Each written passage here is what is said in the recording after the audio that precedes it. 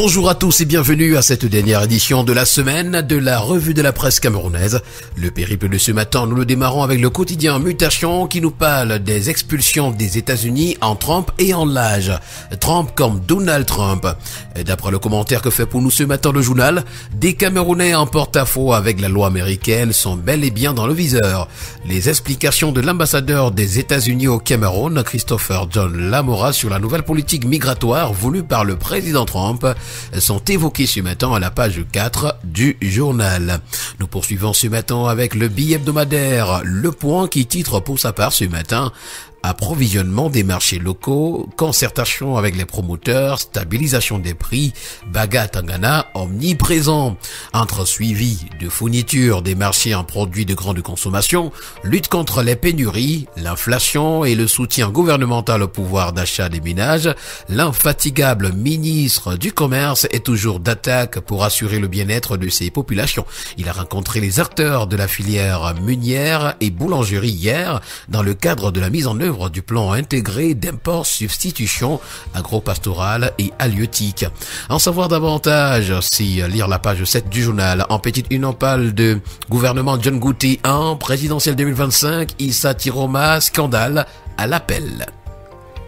Nous poursuivons ce matin avec Afrique Info qui parle de la Sonara et nous fait savoir que sa réhabilitation est sur des bons rails. La volonté affichée par les responsables de 3 banques internationales pour l'accompagnement financier de la Société nationale de raffinage dans ce processus augure les lendemains qui chantent.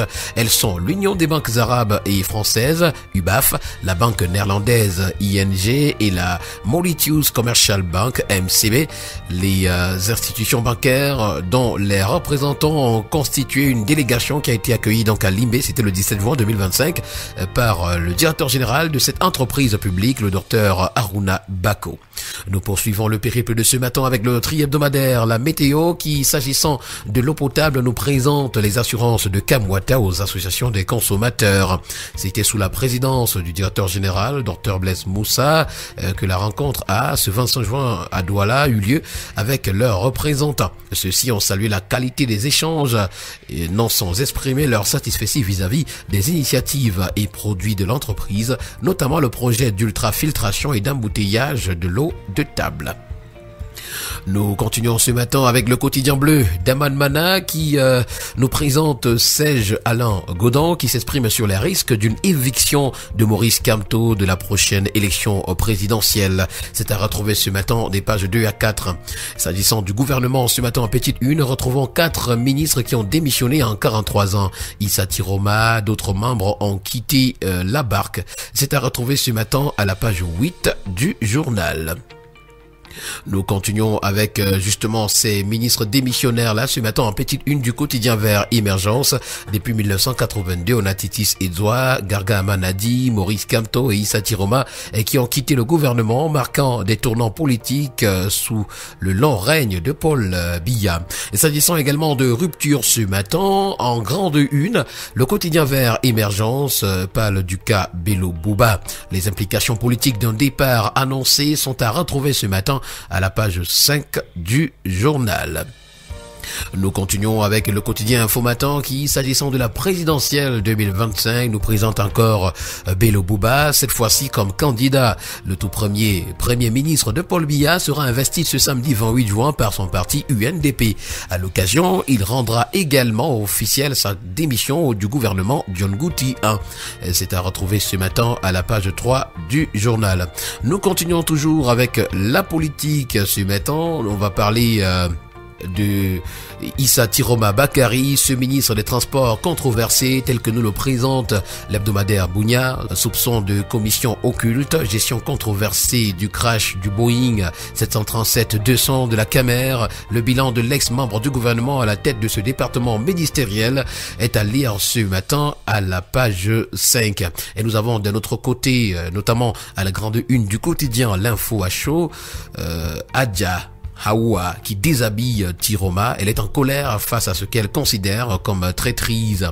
La fervente militante du RDPC et biaïste convaincue dévoile dans sa sortie tonitruante, devenue virale sur les réseaux sociaux, les secrets du nouveau candidat à l'élection présidentielle d'octobre prochain.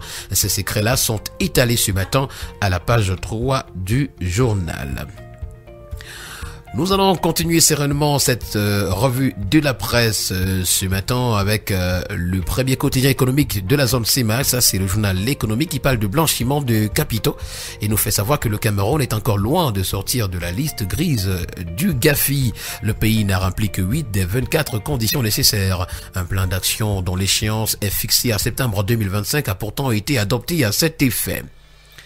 Nous poursuivons le périple de ce matin avec notre hebdomadaire La Voix des Jeunes qui parle des Afrique Inform Awards. C'est ce samedi. Ne manquez surtout pas le rendez-vous.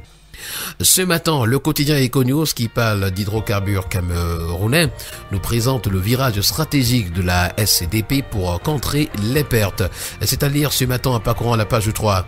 Le quotidien régional d'information du Nord Cameroun, L'œil du Sahel de Guy Baïgataba ce matin nous amène dans le Mayoré où un affrontement meurtrier a eu lieu à Dobinga. Et Cameroun Tribune avec lequel nous terminons cette revue de la presse ce matin parle de l'élection présidentielle et nous fait savoir que des Bombok plébiscite Paul Biya, reçu donc en audience hier par le Premier ministre, chef du gouvernement, Joseph John Gouti. Des dépositaires de la tradition chez le peuple Bassa estiment que le président de la République, président national du RDPC, doit poursuivre son œuvre à la tête du pays. En savoir davantage, c'est parcourir la page 2 ainsi que la page 3 du journal La Capitale Publique. Et voilà qui a permis de mettre un terme à cette autre sortie de la revue de la presse camerounaise. Merci à vous, mesdames et messieurs. Au plaisir de vous retrouver la semaine prochaine pour d'autres éditions. Bon week-end à tous.